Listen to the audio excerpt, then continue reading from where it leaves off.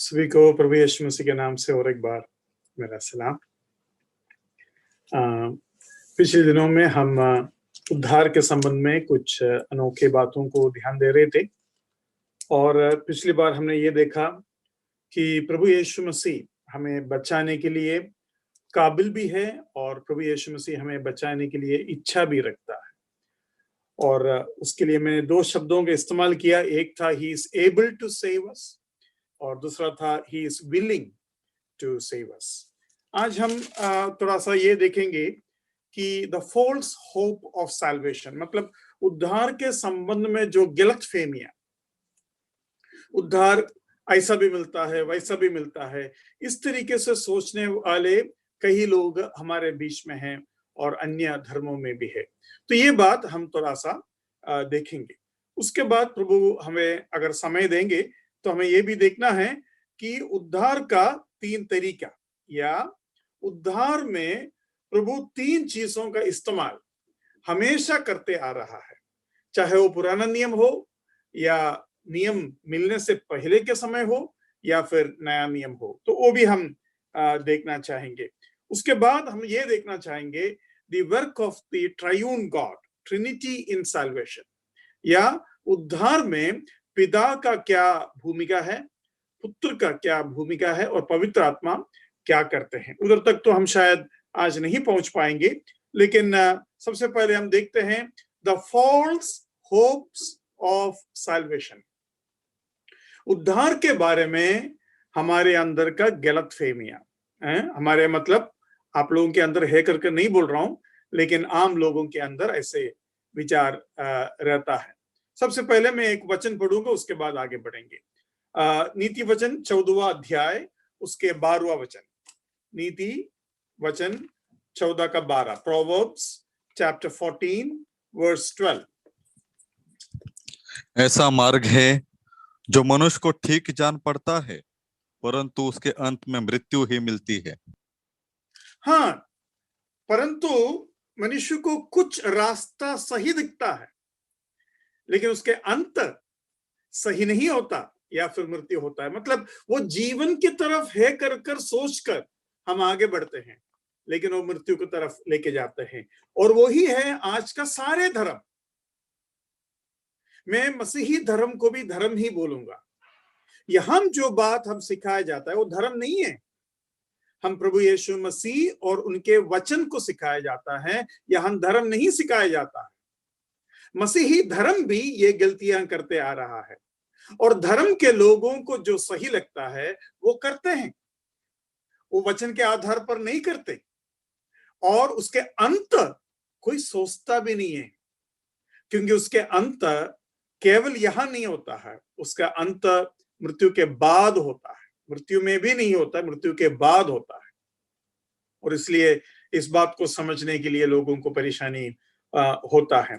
मैं अभी सबसे पहले आपको ये बताएंगे, लोग सोचते हैं ज्ञान प्राप्त होने से उद्धार मिलेगा।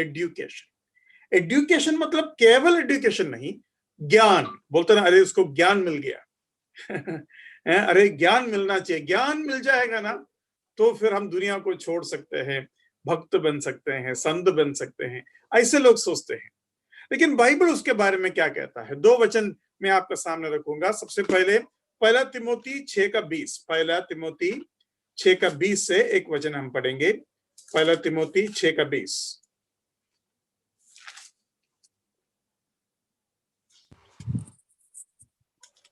हे तिमोथियुस, इस धरोहर के रखवाली कर और जिस ज्ञान को ज्ञान कहना ही भूल है, उसके अशुद्ध बकवाद और विरोध की बातों से परे रहे। हाँ, और जिस ज्ञान को ज्ञान कहना ही भूल है। इंग्लिश में उस ज्ञान के जगह पर साइंस लिखा है। मतलब आजकल इतने साइंस है जो परमेश्वर नहीं है कर सबूत दिलाने का कोशिश करते हैं। इतना दुख की बात है कि लोग पढ़ कर सीख कर और मृत्यु की तरफ जा रहा है, उद्धार की तरफ नहीं जाते। आपको मालूम है, इन दिनों में ज्ञान के बहुत बातें सारे धर्म के लोग सिखाते हैं और ज्ञान के गुरु लोग बहुत लोग आते हैं, केवल मसीही झुंड में नहीं, बाहर के झुंडों में भी, लेकिन उन्हें यह नहीं मालूम कि उन बातों से उनको अनंत जीवन नहीं मिलेगा। और एक बात मैं आपको बताना चाहता हूं। मैं एक बार ट्रेन में सफर कर रहा था, तब एक कैथोलिक प्रीस्ट से मिला। कैथोलिक प्रीस्ट नहीं बना, वो पढ़ाई कर रहा है। 12 साल का पढ़ाई करना पड़ता है एक प्रीस्ट बनने के लिए, कैथोलिक प्रीस्ट बनने के लिए बहुत पढ़ाई होता है उनका। तो ये काफी साल पहले की बात है, तो उनसे बातें हुई। उसके बाद मुझे पता चला कि इसको बाइबल का कुछ अता पता नहीं है। तो मैंने उनसे पूछा, आप कितना साल से पढ़ाई कर रहे हैं अपना प्रीस्ट बनने के लिए? तो 3 साल हो गया, 3.5 के ऊपर हो गया। तो ये 3 साल में आपने क्या सीखा? मैं जो कुछ पूछ रहा हूं आपको मालूम नहीं है। तो तब ये सीख रहा है कि परमेश्वर है या नहीं। 3 साल बर्बाद कर चुका है परमेश्वर है या नहीं सीखने के लिए। देखो, ज्ञान है, 3 साल का ज्ञान क्या सिखा रहा है आपको? परमेश्वर है या नहीं। मतलब इस तरीके से लोग ज्ञान बढ़ाने के लिए बहुत कुछ सीखते हैं, धर्म के अंदर ही या बाइबल के अंदर से ही, लेकिन प्रभु के करीब नहीं आते। और एक वचन हम पढ़ेंगे, दूसरा तिमोथी 3:7, दूसरा तिमोथी 3 अध्याय उसका 7वां वचन।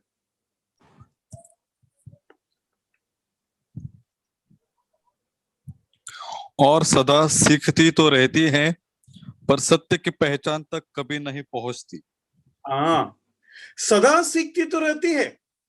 मतलब आप हैरान हो जाएंगे, ऐसे ऐसे लोग हैं जो बाइबल को भी जिंदगी भर सीखते हैं, बड़े बड़े बुक्स लिखते हैं, लेकिन बुनियादी बातें भी जो उद्धार के लिए होना चाहिए वो नहीं मालूम।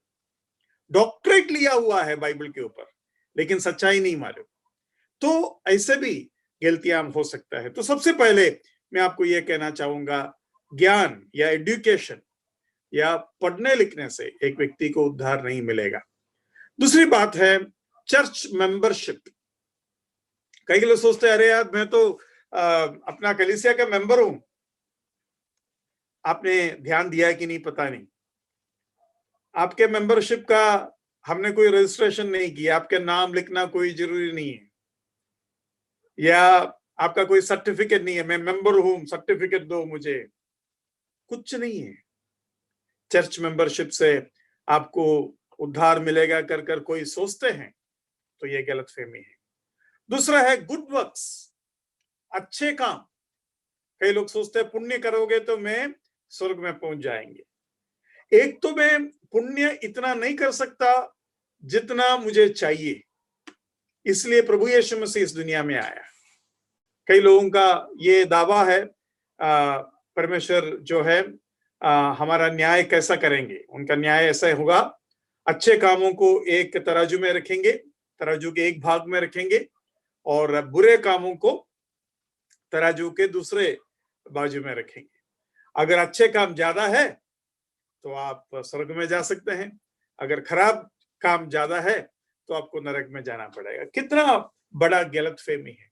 सबसे पहले मैं आपको बता दूं, हम इतने अच्छे काम नहीं कर सकते जितने हमारे बुरे काम होता है। बाइबल में लिखा है, मनुष्य जन्म से, बचपन से बुरे ही बुरे सोचते हैं। और बाइबल ये भी सिखाता है कि हमारे अच्छे कर्म भी परमेश्वर के नजर में बुरे हैं। और ऐसा होने के बावजूद भी, वो छोड़ो, हमारे नजर में जो सही लग रहा है वो भी हम करें, फिर भी हमारे बुरे कामों से ज्यादा नहीं कर सकते। और सबसे बड़ा बुराई तो यही है, प्रभु यीशु मसीह को उद्धारकर्ता के रूप में, जो वो मुफ्त में उद्धार देना चाहते हैं, उसको इनकार करना, उसको ना पाना, यही सबसे बड़ा गलती है। तो मैं आपको ये बता दूं, अच्छे कामों से हम स्वर्ग में नहीं जा सकते। दूसरी चीज ये है, अच्छे काम अगर कोई किया, सोचो कि एक आदमी ने किया भी, वो आदमी स्वर्ग में आने के बाद परमेश्वर को धन्यवाद देंगे या वो खुद को शाबाशी बोलेंगे? प्रभु बहुत धन्यवाद क्योंकि मैं बहुत अच्छा था, प्रभु बहुत धन्यवाद क्योंकि मैंने फलाना फलाना काम कर कर स्वर्ग में पहुंच गया। देखो बाइबल में लिखा है, अच्छे कामों के द्वारा कोई स्वर्ग में नहीं पहुंच सकता, उद्धार नहीं पा सकता। उससे बढ़कर ये भी है ताकि कोई घमंड ना करे। मैं कहता हूं हम कर नहीं पाते फिर भी घमंड करते हैं। हम किसी को उद्धार दिला नहीं सकता, ज्यादा से ज्यादा प्रभु हमें सुसमाचार सुनाने में हमें इस्तेमाल करते हैं, और उसमें भी हम घमंड करते हैं, है ना। हम हर चीज में घमंड करते हैं। कितना दुख की बात है। और बाइबल में लिखा है यीशु मसीह और उसके क्रूस के अलावा मुझे और कोई भी चीज में घमंड करना ना पाए। तो भाई बहनों, ये बात अपने मन में रखना जरूरी है। प्रभु नहीं चाहता कि स्वर्ग में कोई आने के बाद ये कहे कि मैंने अपने बलबूते से यहां आया। मैं आपको दो वचन तुरंत उसके संबंध में दिखाऊंगा। एफएसी दूसरा अध्याय 8 और 9। एफएसी दूसरा अध्याय उसके 8 और 9।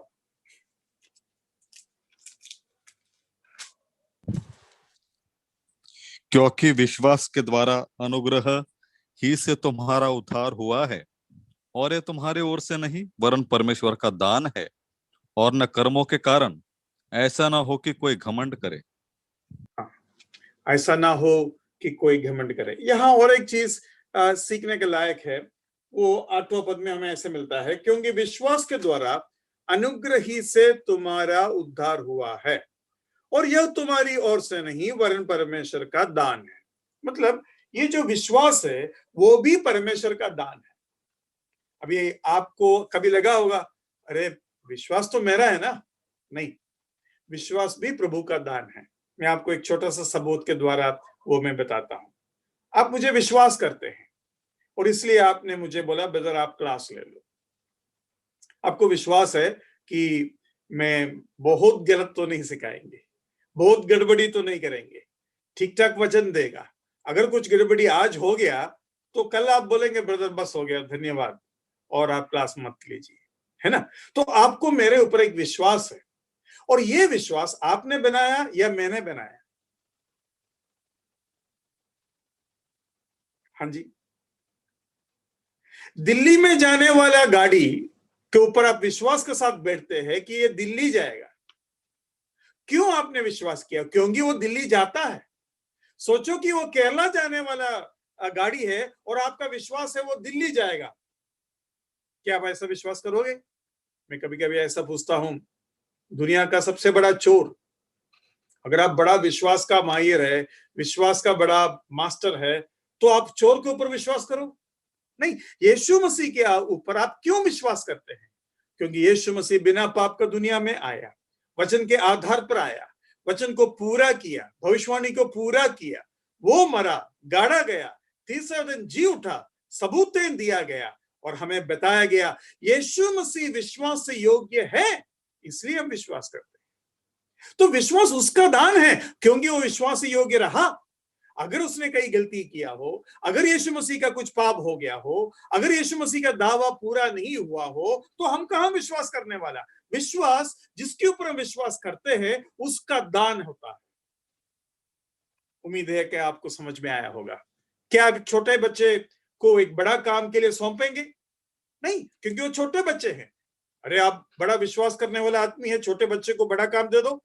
नहीं, आप नहीं करेंगे, क्योंकि छोटे बच्चे जब बड़े होता है और आपको जब लगेगा कि वो काबिल है, तब आप उसके ऊपर विश्वास करेगा। मतलब उसके काबिलियत का सबूत आपको मिला, वो बच्चे ने आपके अंदर विश्वास बढ़ाया। उम्मीद है आपको ये बात समझ में आया, ये वचन में ऐसा क्यों लिखा है कि विश्वास परमेश्वर का दान है। प्रभु ने बहुत मेहनत किया ताकि ये विश्वास हमारे अंदर आ सके, हमें समझाया। मैं कहता हूं कितना सबूत चाहिए आपको, कितना प्रूफ चाहिए आपको?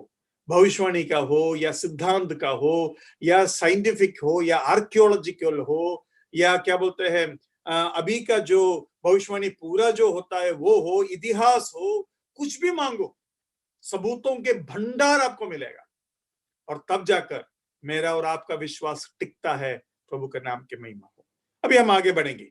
कुछ लोग ये भी सोचता है कि बपतिस्मा के द्वारा उद्धार होगा। आइए हम देखते हैं पहला कुरिन्दी पहला अध्याय उसके 17वां वचन। पहला कुरिन्दी पहला अध्याय उसके 17वां वचन।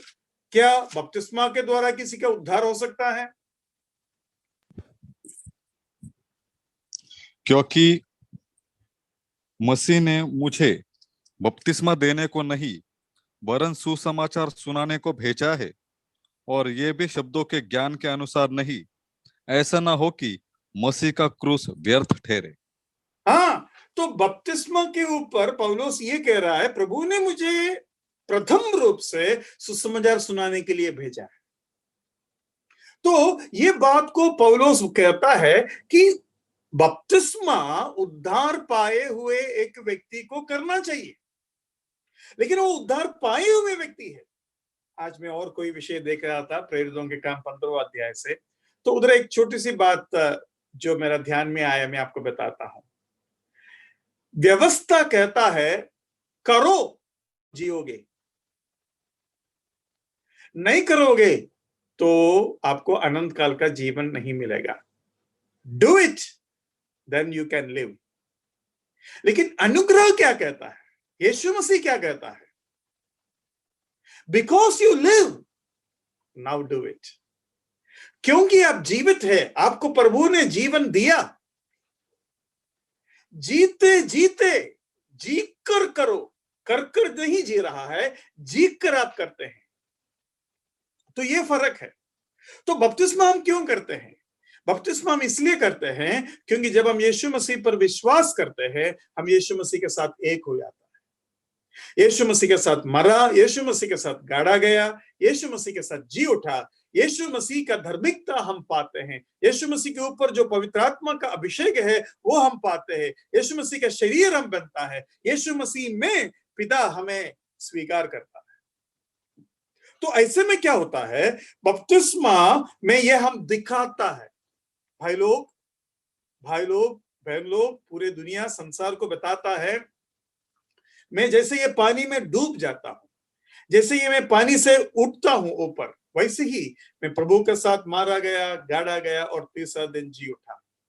जो आदमी गया नीचे वो सूखा था, लेकिन अब गिला होकर ऊपर आते हैं। वैसे ही मैं मरा हुआ था, अब मैं जिंदा होकर वापस आ रहा।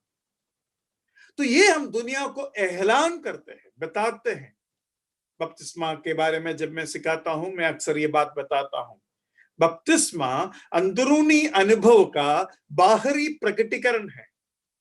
अंदरूनी अनुभव अगर नहीं है, बाहर कितना भी प्रकटीकरण करने से कोई फायदा नहीं। इसलिए बपतिस्मा आपको उद्धार दिलाएंगे नहीं, लेकिन उद्धार पाए हुए हर व्यक्ति बपतिस्मा लेना जरूरी है, वो एक अलग बात है। कुछ लोग ये भी सोचता है प्रॉपर एनवायरनमेंट, मतलब एक सही माहौल मिल जाएगा ना, मेरा उद्धार हो जाएगा। और उस माहौल के चक्कर में कुछ लोग आश्रम में जाते हैं, बोलते हैं आश्रम में रहूंगा, पति पत्नी क्या बोलते हैं, बच्चे माँ बाप सब छोड़कर आश्रम में रहूंगा। कुछ लोग वनवास करते हैं, कुछ लोग हिमालय में जाते हैं, कुछ लोग पेड़ के ऊपर, कुछ लोग पहाड़ के ऊपर, कुछ लोग पत्थर के ऊपर, कुछ लोग गुफा के अंदर। कुछ लोग दाढ़ी मीशा क्या बोलते हैं बाल काटेंगे नहीं, कुछ लोग बिना चप्पल का, बिना, कुछ लोग तो बिना कपड़े का भी। लेकिन दुख की बात यह है, बाइबल ये बताते हैं कोई भी माहौल आपको उद्धार नहीं दिलाएगा। भाई बहनों, क्या आपको मालूम है, ये जो लोग, संत लोग हो या कोई भी लोग हो, जो जंगल में रहता है वो तो और बेचैन रहता है? क्योंकि क्या बोलते हैं, वो एक मनुष्य के अंदर जो जरूरी चीजें हैं, प्यार चाहिए, क्या बोलते हैं, समाज चाहिए, मदद चाहिए, फिर सांत्वना चाहिए, दोस्त चाहिए, फिर क्या बोलते हैं, हमें प्रभु ने उस तरीके से बनाया, माँ बाप, भाई बहन, बच्चे, शारीरिक जरूरतें होते हैं, मानसिक जरूरतें होते हैं। ये लोग और बेचैन हैं, लेकिन हमारे सामने नाटक करेगा जैसे कि बड़ा ताकत और बड़ा सामर्थ और बड़ा पावर है। लेकिन मैं आपको बता दूं, ऐसा कुछ भी नहीं है। और इसलिए हमें इंडिया में ज्यादातर संत महान जो है वो जेल में मिलता है, इतना हमारा प्रोग्रेस है। तो चलो वो बात हम छोड़ेंगे, आगे बढ़ेंगे। अभी कुछ लोग ये भी सोचते हैं कि धर्म के सारे चीज को करोगे तो उद्धार मिलेगा। तो वही बात है, कर्म के द्वारा उद्धार। धर्म के कोई भी धर्म, चाहे मसीही धर्म भी क्यों ना हो, आप पूरा पालन करने से भी कुछ नहीं मिलेगा, पूरा पालन कोई कर भी नहीं सकते, वो तो एक अलग बात है। दूसरा है पूरे व्यवस्था का पालन करना। कुछ लोग सोचते हैं मैं प्रभु का सारे व्यवस्था को पालन करूंगा और स्वर्ग में जाऊंगा। एक तो हम एक दिन भी प्रभु का व्यवस्था 100% पालन नहीं कर सकते। एक वचन पढ़ता हूं, आपको एकदम तुरंत समझ में आएंगे। ऐसे बहुत से वचन हैं जो आप ढूंढ निकाल सकते हैं, लेकिन आज के लिए हम केवल एक वचन पढ़ेंगे, गलाती 2:16। गलातियों का पत्री 2 अध्याय उसके 16वां वचन। क्या व्यवस्था के द्वारा किसी का उद्धार हो सकता है क्या? पढ़िए। तो भी ये जानकर कि मनुष्य व्यवस्था के कामों से नहीं पर केवल यीशु मसीह पर विश्वास करने के द्वारा धर्मी ठहरता है, हमने आप भी मसीह यीशु पर विश्वास किया कि हम व्यवस्था के कामों से नहीं पर मसीह पर विश्वास करने से धर्मी ठहरे, इसलिए कि व्यवस्था के कामों से कोई प्राणी धर्मी न ठहरेगा। कितना सुंदर वचन है। मुझे लगता है कोई भी कैथोलिक हो, जैकोबाइट हो, मसीही धर्म में जो भटके हुए, उद्धार ना पाए हुए व्यक्ति ये एक वचन को अगर समझ लेगा ना, बस। आपको मालूम है किसी ने शायद जीसस ओनली या ऐसा कोई ग्रुप से उनका मुलाकात हुआ और वो बहस करने लगे। कलीसिया के अंदर किसी का बात नहीं मान रहा था और बोल रहा था ऐसा है वैसा है, हमारा शिक्षा गलत है, उनका सही है वगैरह। तो एक शांत प्राचीन था, वो आकर कहा, बेटा तुम जो विश्वास करते हैं कोई बात नहीं, तुम्हारा मन में जो भी है, मैं तुमसे एक विनती बस करूंगा। गलाती का पत्री अच्छे तरीके से एक बार पढ़ो, और कुछ नहीं करने का। गलाती का पत्री अच्छे तरीके से उसका पढ़ाई एक बार करो। पूरा पढ़ाई करने के बाद मुझे मिलना।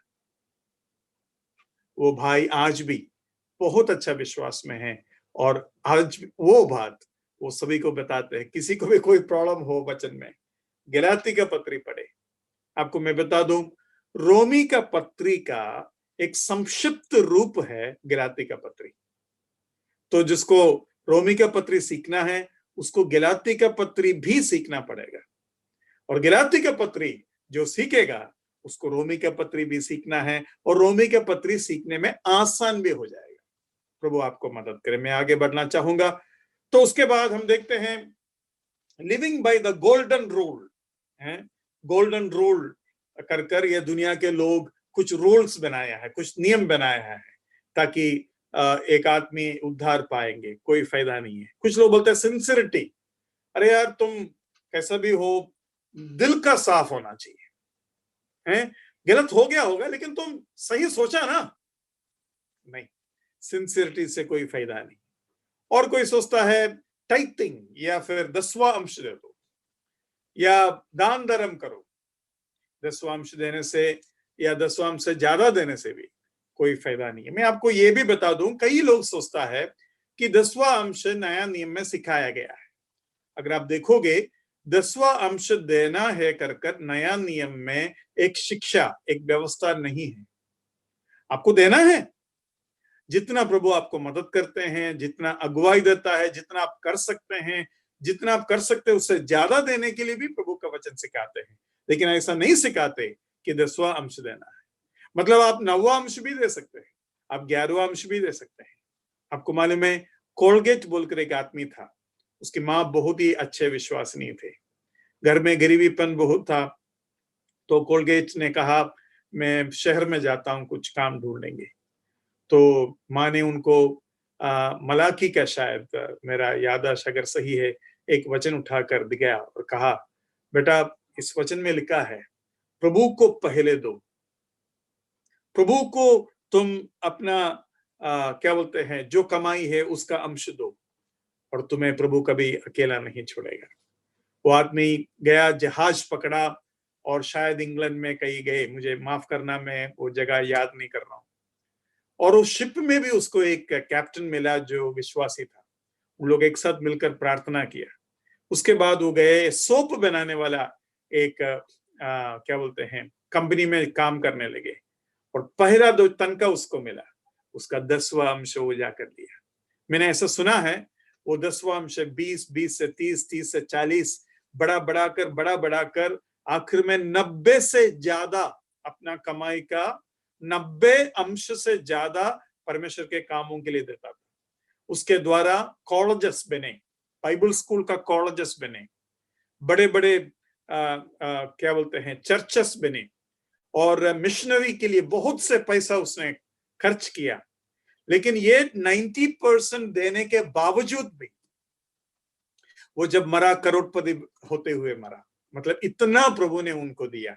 आज कोलगेट के नाम पर बहुत कुछ चीजें बिकता है। हमको केवल टूथपेस्ट मालूम है, लेकिन कुछ लोगों को माउथ वॉश मालूम होगा, कुछ लोगों को और कुछ मालूम होगा। लेकिन कोलगेट बहुत कुछ प्रोडक्ट्स बेचते हैं, और वो एक विश्वास के पीछे उसके बात है। तो ऐसा मत समझना कि मैं कुछ प्रभु को टाइथिंग या 10वां अंश देने से उद्धार हो जाएगा। आइए हम आगे देखते हैं।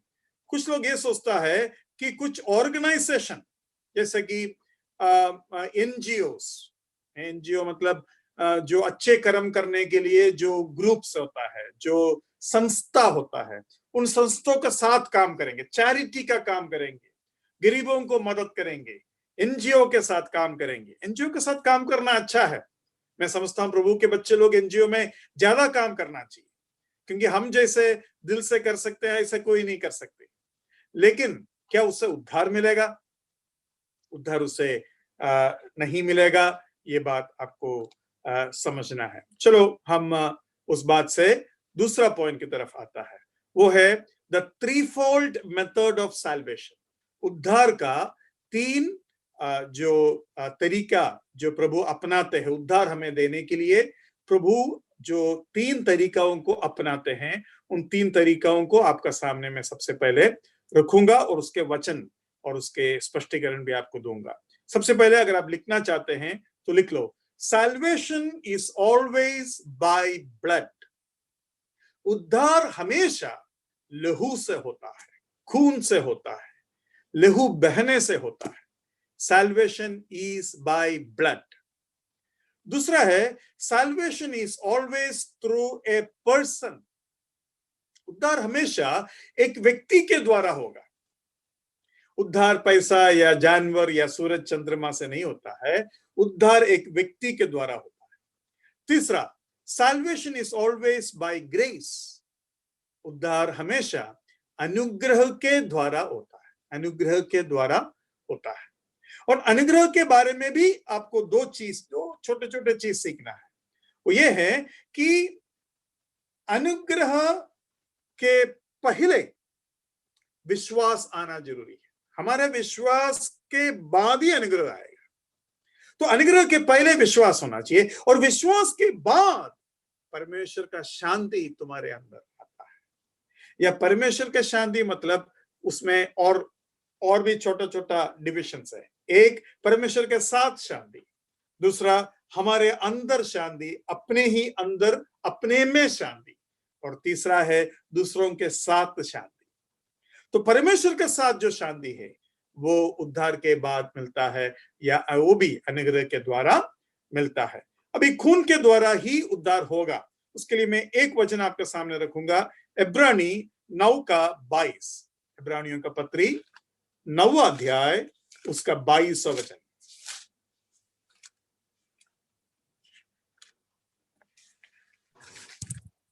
सच तो यह है कि व्यवस्था के अनुसार प्रायः सब वस्तुएं लहू के द्वारा शुद्ध की जाती है, और बिना लहू बहाए पापों की क्षमा नहीं। बिना लहू बहाए पापों की क्षमा नहीं। एदन के बगीचे में जब आदम और हव्वा पाप किया, उनके पाप को ढकने के लिए, जो उनके नग्नता के द्वारा, उनके क्या बोलते हैं शर्म के वजह से उनको लिए एक चमड़ा बनाया। और चमड़ा कोई तो जानवर को मारने के बाद ही मिलेगा, और उधर लहू बहा। उधर से शुरू है पाप को ढकने के लिए, पाप को ढकने के लिए, पाप को मिटाने के लिए लहू बहना जरूरी है। आगे मैं ये बताना चाहता हूं, एक व्यक्ति के द्वारा उद्धार होता है। जरा मेरे साथ पढ़िए प्रेरितों का काम 4:12। प्रेरितों का काम 4:12।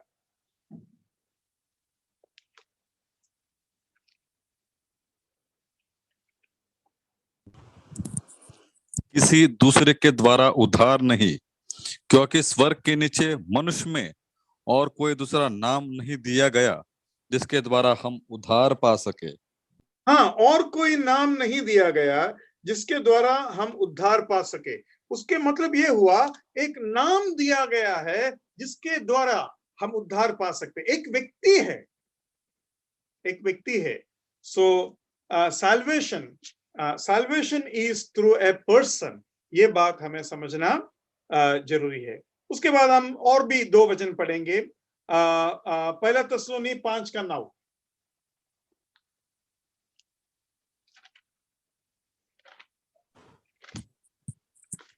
क्योंकि परमेश्वर ने हमें क्रोध के लिए नहीं परंतु इसलिए ठहराया है कि हम अपने प्रभु यीशु मसीह के द्वारा उद्धार प्राप्त करें। प्रभु यीशु मसीह के द्वारा, देखो, व्यवस्था के द्वारा, पुण्य काम के द्वारा। इसमें एक व्यक्ति नहीं है, इसमें एक व्यक्ति नहीं है। तो वो चीज हमें समझना जरूरी है। और तीसरा, ऑलवेज बाय ग्रेस। एफएससी 2:8 और 9 हमने पढ़ा था, इसलिए हम उसको दोबारा नहीं पढ़ेंगे। तीतस 2:11 पढ़ेंगे। तीतस 2:11।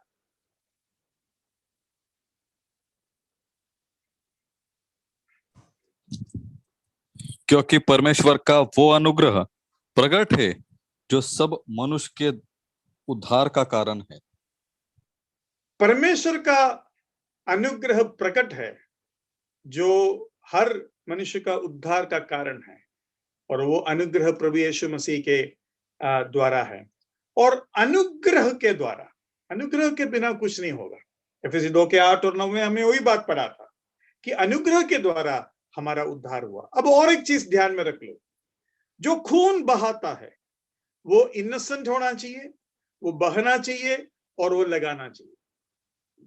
प्रभु यीशु मसीह का लहू ऐसा ही था। दूसरी बात, जो व्यक्ति है वो काबिल होना चाहिए, वो तैयार होना चाहिए, और वो पवित्र होना जरूरी है। और इस बाय ग्रेस, अनुग्रह के द्वारा होता है। अनुग्रह के द्वारा मतलब जो आपको बचाया वो उसका दया है, और आप उसके लिए बिल्कुल योग्य नहीं है।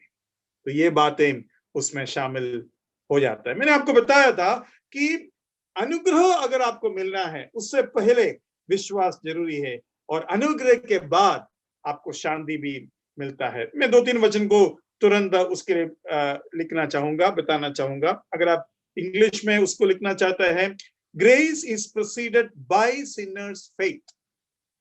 Grace is proceeded by the sinners faith. पढ़िए रोमी 5:1।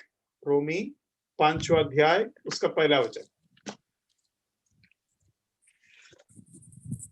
अतः जब हम विश्वास से धर्मी ठहरे तो अपने प्रभु यीशु मसीह के द्वारा परमेश्वर के साथ मेल रखे। हाँ, परमेश्वर के साथ मेल रखे। हैविंग पीस विथ गॉड, परमेश्वर के साथ शांति। भाई बहनों, आप ये बात जान लो, जो व्यक्ति उद्धार नहीं पाया वो परमेश्वर के साथ शांति में नहीं है। प्रार्थना करता होगा, धर्म के बातें करते होंगे, पूजा पाठ करता होगा, लेकिन परमेश्वर के साथ उसका शांति नहीं है। परमेश्वर के साथ वो अशांत में है। उसका क्या मतलब है? मैं आपको एक छोटा सा कहानी बताऊंगा। मैं जब नेवी में थे तब मेरा बेटा को लेकर हॉस्पिटल गया। छोटा, बहुत छोटा लड़का था, पता नहीं 3-4, ज्यादा से ज्यादा 4 साल या 5 साल की उम्र के होंगे, 4 साल हो। तो हम हॉस्पिटल गए, अश्विनी हॉस्पिटल जो कोलोबा में है, बहुत बड़ा हॉस्पिटल है। तो उधर हम गए। उधर गए तो मेरे साथ मेरा एक भाई भी था, उनका नाम पंजमन है। तो हम लोग दोनों जो है हम उधर गए। तो उधर हम हॉस्पिटल में बैठे हैं और मेरा नंबर के लिए हम वेट कर रहा है। तब तक मुझे एक कुछ पेपर सेपर बनाना था। तो मैं पंजमन भाई को बोला ब्रदर मेरा बेटा को थोड़ा देखना, मैं 5-10 मिनट में आता हूं, आप कहीं मत जाना। उनको ये बोला मैंने, कहीं मत जाना, उसको उधर बैठो कर कर बोल कर कहीं मत जाना, उसको छोड़ने का नहीं। उसको ये मत बोलना तुम इधर बैठो मैं अभी आता हूं, ऐसा नहीं बोलने का, उसका साथ रहने का। बोला ठीक है, और मैं निकल के आया 10 मिनट में या 15 मिनट में मैं पहुंच गया। वापस पहुंचा तो ब्रदर डोर पे खड़े हैं, रूम अंदर है, डोर पे खड़े हैं। मैं बोला बेटा कहाँ है? तो वो पड़ा, ओ देखो। मैं देखा तो उधर बेटा नहीं है। बाप रे, इतना बड़ा हॉस्पिटल है, लिफ्ट कितने माला आगे पीछे जाते, इतने लोग हैं। आप पूरा एक दिन भागेगा तो भी पूरा अश्विनी का ये खत्म नहीं कर पाएगा, इतना बड़ा हॉस्पिटल है। कहां जाकर ढूंढेंगे? मैं उस भाई को एक बार ऐसा देखा, अपने आंखों में आंख मिलाकर एक बार देखा उसको, मैंने कुछ बोला नहीं। वो भाई मेरा सामने एकदम कांपने लगे। तुरंत हम भागा। प्रभु का बहुत बड़ा दया है, मैं आज भी प्रभु को आप लोगों के सामने धन्यवाद देता कि वो लिफ्ट के सामने खड़ा था, लिफ्ट के अंदर घुसने के लिए, कई लोगों के बीच में। बड़े कोई भी लोगों को ये नहीं मालूम ये बच्चा अकेला है, और वो लिफ्ट में चढ़ने के लिए उधर खड़े हैं। वो लिफ्ट आ ही रहा था, अगर वो लिफ्ट में चढ़ गया होता तो गया काम से। प्रभु का बहुत बड़ा दया है। वो भी एक माला हम नीचे उतर कर उसे पाया। तुरंत हम नीचे उतरा, हमने तो कभी नहीं सोचा लिफ्ट में चढ़ेंगे, लेकिन वो चढ़ने वाला था। जैसे ही वो मुझे देखा, तुरंत वो टूट पड़ गया, रोने लगा। मतलब वो पूरा घबराए हुआ था। तो देखो, यहाँ पंजमिन और मैं दोस्त है, हम प्रभु में हैं, हम भाई भाई है, और लेकिन हमारे बीच में शांति नहीं है, आपस में अशांत है। क्यों? मैंने तुम्हें मेरा बेटा को सौंपा था 10-15 मिनट के लिए, और मैंने बताया था अब मेरा बेटा कहाँ है। क्या उत्तर देंगे? भाई बहनों, पिता, स्वर्ग के पिता हमें अपना एक लौता पुत्र दिया। जिसके पास पुत्र है उसके पास जीवन है, जिसके पास पुत्र नहीं है उसके पास जीवन नहीं है। फिर क्या है? फिर क्या है? हाँ मेरे भाई बहनों, प्रभु यीशु मसीह हमारा जीवन है, पिता का दिया हुआ है। अगर उस पुत्र को आपने नहीं पाया तो आप जीवन नहीं पाएंगे, आप पिता को नहीं देख पाएंगे। आप जरा सोचिए, मेरा बेटा का बिना क्या मैं कभी इस भाई को माफ कर पाएंगे? बहुत बड़ी बात है। तो वो बात हमें यहाँ सीखने को मिलता है। मैं उसके बाद आगे और 2 वचन पढ़ना चाहता हूं। विश्वास का पहले, अनुग्रह मिलने के पहले विश्वास, इब्रानी 11:6, इब्रानी 11:6।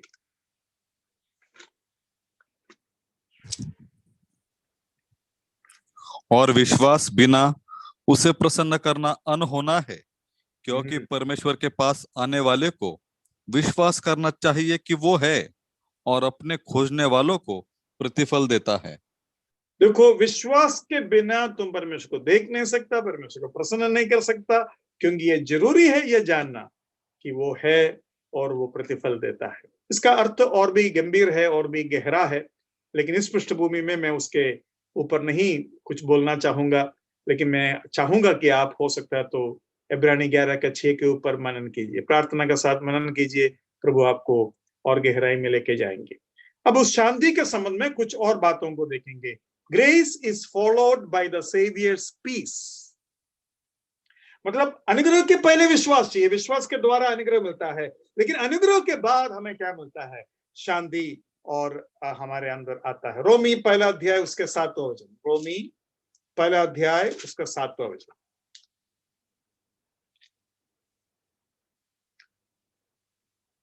उन सबके नाम जो रोम में परमेश्वर के प्यारे हैं और पवित्र होने बुलाए गए हैं, हमारे पिता परमेश्वर और प्रभु यीशु मसीह की ओर से तुम्हें अनुग्रह और शांति मिलती रहे। अनुग्रह और शांति, उसका क्या मतलब है? उसका मतलब यह है कि आपके योग्यता के द्वारा शांति कभी नहीं मिलेगा। अनुग्रह और शांति मतलब अगर प्रभु के अनुग्रह है तो ही शांति का उम्मीद है। अनुग्रह का मतलब क्या है? अनुग्रह का मतलब यह है जिसके लिए मैं योग्य नहीं हूं उसको मुझे मिलना या मुझे देना। करुणा का मतलब क्या है? जिसके लिए मैं योग्य हूं वो मुझे नहीं देना। करुणा की वजह से प्रभु ने हमें दंड नहीं दिया, नरक नहीं दिया। अनुग्रह की वजह से प्रभु ने हमें स्वर्ग दिया, प्रभु ने हमें माफी दिया। आपको समझ में आया? उसका फर्क समझ में आया? तो अनुग्रह के द्वारा ही शांति का मतलब क्या है? योग्यता के बिना अगर कुछ प्रभु देता है उसी में मुझे शांति का उम्मीद है। अगर प्रभु मुझे अनुग्रह को ही योग्यता के अनुसार देने के लिए चाहता है तो मुझे कभी शांति नहीं मिलेगा। मतलब वो शांति जैसे आप दुनिया में शांति समझते हैं वैसा शांति नहीं है। प्रभु का स्वभाव में अनुग्रह है और इसलिए शांति है। अगर अनुग्रह नहीं है तो शांति नहीं है। वो बात समझना जरूरी है। और दो वचन को तुरंत हम पढ़ेंगे। पहला कुरिन्दी पहला अध्याय उसका तीसरा वचन। पहला कुरिन्दी पहला अध्याय उसका तीसरा वचन। हमारे पिता परमेश्वर और प्रभु यीशु मसीह की ओर से तुम्हें अनुग्रह और शांति मिलती रहे। अनुग्रह और शांति, देखो अनुग्रह के बाद जो शांति आता है वो उधर जोर दिया गया है। और एक वचन पढ़ेंगे गलाती 1:3।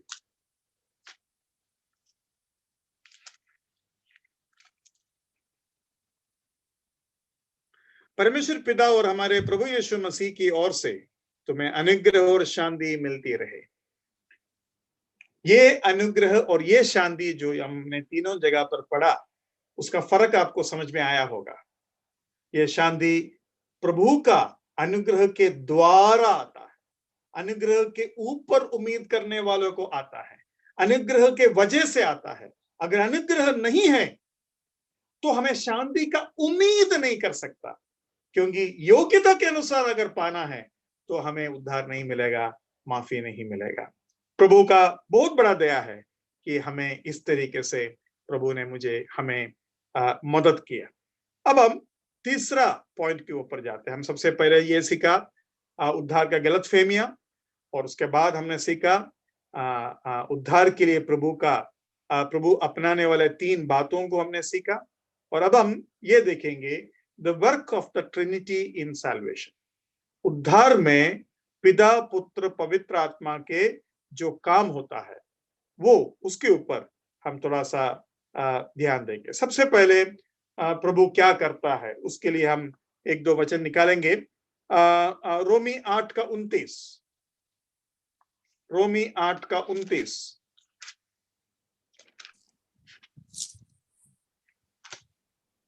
क्योंकि जिन्हें उसने पहले से जान लिया है उन्हें पहले से ठहराया भी है कि उसके पुत्र के स्वरूप में हो, ताकि वो बहुत भाइयों में पहलौठा ठहरे।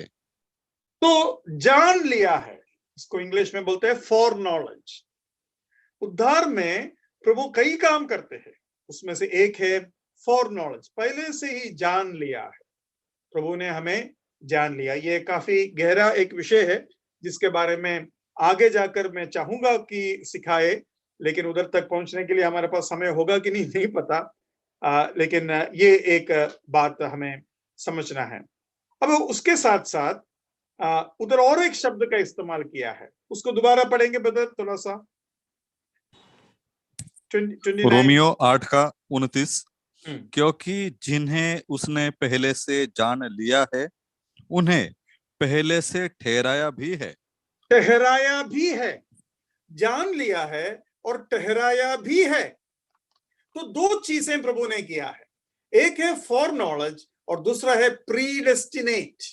प्रीडेस्टिनेट है, तो वो बात भी प्रभु उधर करता है। प्रीडेस्टिनेशन के लिए भी कई वचन हैं जो मैंने अभी नहीं उठाना चाहता। मैं चाहता हूं पिता के काम थोड़ा सा आपको पूरा बता दे, उसके बाद अगर चाहे तो हम गहराई में जाएंगे।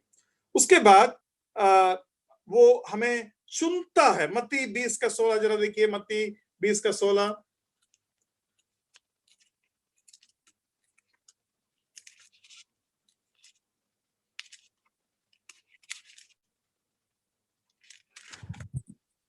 मत्ती 20:16। इसी रीति से जो पिछले हैं वो पहले होंगे, और जो पहले हैं वो पिछले होंगे। तो प्रभु का चुनाव है ये, प्रभु तय करता है, प्रभु का चुनाव है। देखो, उद्धार में हमें जो भूमिका है वो रहने के बावजूद भी प्रभु को सब कुछ करना पड़ता है। जैसे कि मैंने कहा, विश्वास हमारा है क्या? हमें लगता है हमारा है, लेकिन वो प्रभु का है, प्रभु का दान है। अब आप बोलेंगे, ब्रदर, अगर प्रभु का दान है विश्वास, प्रभु ने जाना, प्रभु ने क्या बोलते हैं, ठहराया, और प्रभु ने चुना, ये आप ऐसा बता रहे हैं, तो फिर ऐसा कैसा हम बोल सकते हैं कि नरक में जाने वाला उसका गलती से जा रहा है? प्रभु ने नहीं दिया, प्रभु ने क्या बोलते हैं, विश्वास दिया नहीं, प्रभु ने विश्वास का दान दिया नहीं, इसलिए नरक में गया, ऐसा कह सकते हैं ना? नहीं, क्योंकि प्रभु विश्वास का दान सभी को देता है।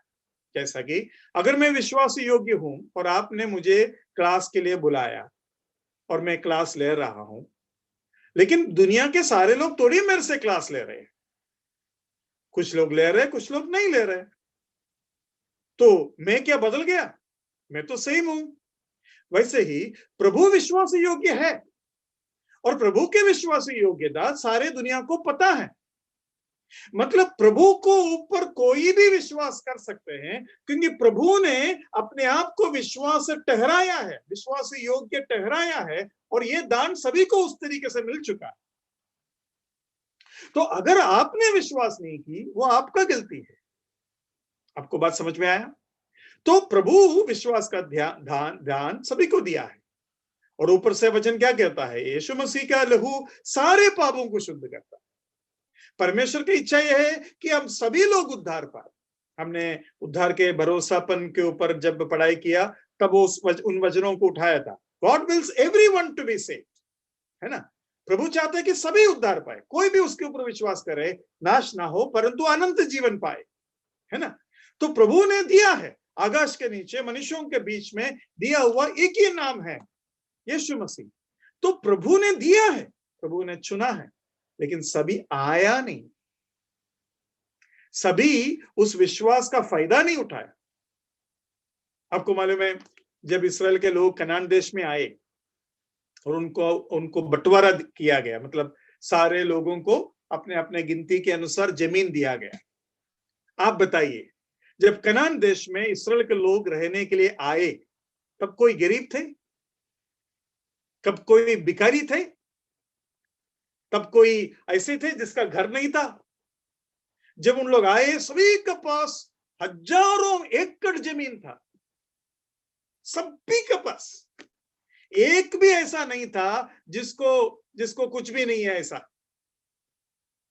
लेकिन उन्होंने ये सब कुछ पाने के बावजूद भी कुछ साल के बाद जब प्रभु यीशु मसीह आए, कुछ लोग क्या बोलते हैं, भीख मांग रहे हैं। क्या हो गया भाई? 1500 साल पहले जब तुम कनान देश में आए, तुमको मैंने जमीन दिया था, जायदाद दिया था, सोना दिया था, सब कुछ दिया था, कहां गए? इसराइल को परमेश्वर ने एक मंदिर दिया था, अब आज वो मंदिर भी नहीं है। याजक पद दिया था, याजक का गण या गोत्र दिया था, वो गोत्र नहीं है।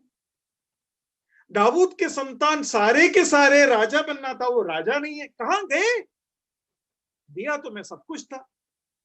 हाँ मेरा भाई बहनों, प्रभु ने उद्धार सभी के लिए किया है, और हमने सभी ने उसका पूरा फायदा उठाया नहीं। पिता का और एक काम हम देखते हैं, पिता के बुलाहट में 20:16 में भी वो बुलाहट हम देख सकते हैं। 22:14 भी हम देखेंगे, मत्ती 22:14।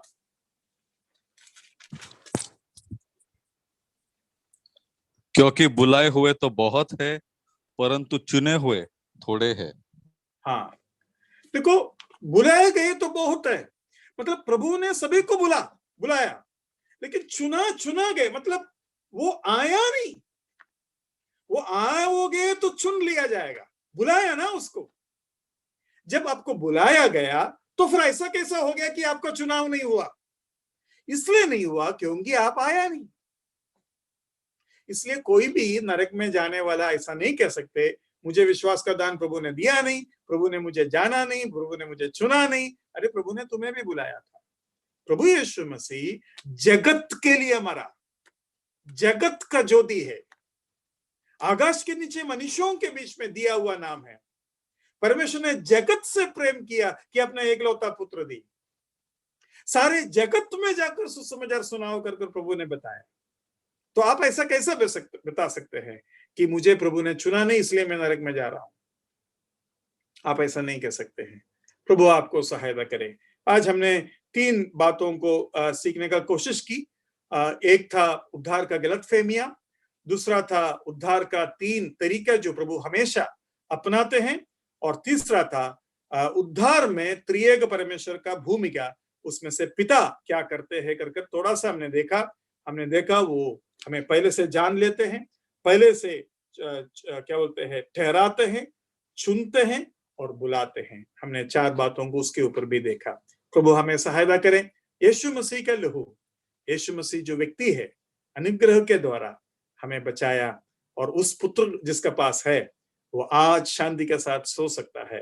जिसका पास पुत्र नहीं है वो पिता आपसे पूछेंगे, मैंने मेरे बेटा को क्रूस पर चढ़ाया ताकि तुम उसे पाए और उसका जीवन पाए, उसका धार्मिकता पाए, और तुम नरक से बचे। मेरा बेटा कहाँ है? मेरा पुत्र तुम्हारे हाथ में क्यों नहीं है? क्या हो गया? तो वो क्या बोलेंगे? उसको मैंने क्रूस पर चढ़ाया, उसको मैंने स्वीकार नहीं की, उसको मैंने इनकार किया, उसको मैंने पापों में रोन दिया, सुसमाचार और सुसमाचारक को मैंने भगा दिया। इसलिए तुम्हारे अंदर, तुम्हारे पास, तुम्हारे साथ परमेश्वर का शांति नहीं है। परमेश्वर के साथ तुम्हारा मुठभेद है, तुम्हारा झगड़ा है, तुम्हारा अशांति है।